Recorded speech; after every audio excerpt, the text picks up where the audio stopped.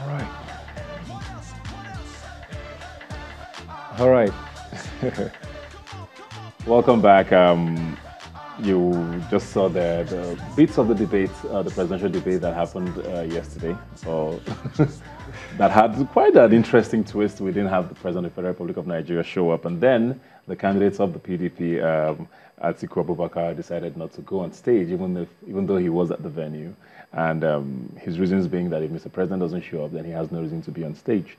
It was the reactions from Nigerians have been quite interesting, and we're going to be watching at least this week to see how that plays out, with both candidates giving us hopefully reasons to believe, since they didn't come for the debates, why we should actually still stick with them. But we have three other candidates there, Obieze Kwesili, Kingsley Moghalu, and Fela Durotoye, who give Nigerians their plans, basically, for being president. And we're hoping we get an opportunity to hear from the other candidates in the next 4 weeks before the presidential elections do hold. I think the last day of campaigning is on Valentine's Day.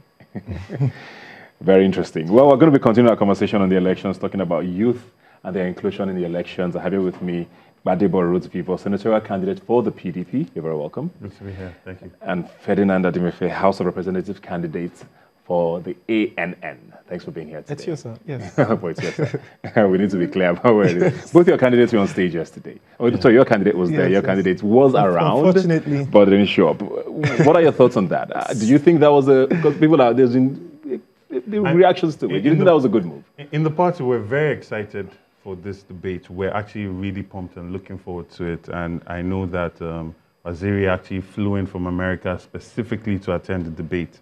It was rather disappointing that our current president did not show up. And I'm sure Waziri has put out, Atiku Abubakar has put out a statement as to why he did not come. And we're looking forward to another opportunity where every candidate can actually have the opportunity to debate and present their ideas to the people. And all the candidates knew about these dates for months, and then are we going to now hurriedly fix one and expect people to show up? And the people who said, I mean, this was a missed opportunity. Do you think that was a missed opportunity? He should have just done this since he was there already. Probably even an opportunity to shine more, since this opponent who he really wanted to debate didn't show up. Yes, I agree, but I think that disrespect that the president, our current president, did by not turning up or not even presenting any good reasons for not turning up was something that just puts him off, I believe. I mean, we came into with a lot of hope, with a lot of expectation to see these people actually talk, and just, I think. Speaking of disrespect, there are people who have said that the PDP candidate's statement was very disrespectful to the other candidates who showed up, that almost like they were not worthy to be debated. Well, I think it wasn't even about the other candidates. It was actually about Nigerians. Yet again, we see their value for Nigerians. I mean, if you want to get the vote from somebody, you should go the length to do that. And even if Buhari is not there, Atiku should have taken the opportunity. But I think my hope is that this resentment and disrespect can translate into outrage, when Nigerians can, for the first time, question and ask pertinent questions. And for me, I don't know that will come out. So after this week on social media, what will the young people do? I mean, what are we hoping to do with this? Are we still going to go back to status quo? I was impressed with the candidates, particularly our candidates. I mean, he spoke with passion, clarity, and vision. And, there's one place for economics and all the theories of economy, and I think there is a place for that. But when you're speaking to the hearts of the masses, you're communicating vision, and he came clear on that. Okay, let's go to you and I in particular. You are running for Senate, Lagos West. Lagos West. I think I've heard that you're the youngest senatorial candidate, I believe? 35. At 35. Congratulations on winning the ticket. But what's your experience been? Because I know a lot of young people have said, okay, it's our time. Yeah. This is the time we should come in. We have some people who've tried to run for office. Not everybody got in. Yeah. People are talking about how to fund, because not every young person is able to do that. What has been your experience so far? I think I had a very good experience in terms of coming to a party that was ripe and ready and open to youth. I mean, Honorable Tony of Oshodi Solo was the one that sponsored the Not Young to Run bill. And even going through that whole process and then manifesting it in me emerging as the youngest senatorial candidate for the largest senatorial district in the country. It's made up of 10 local governments.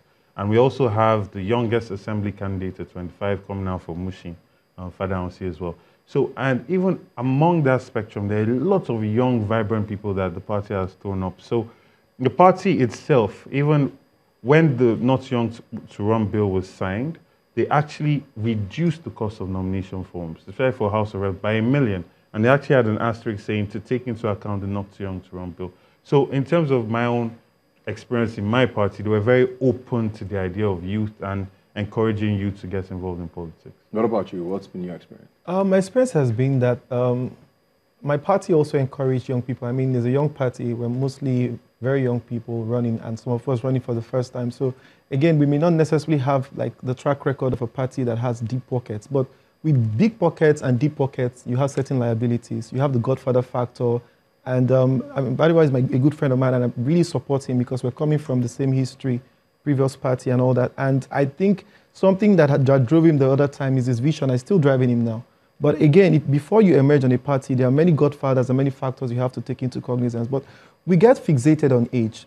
And I think I'm not running because I'm young. Yes, not too young to run created the opportunity.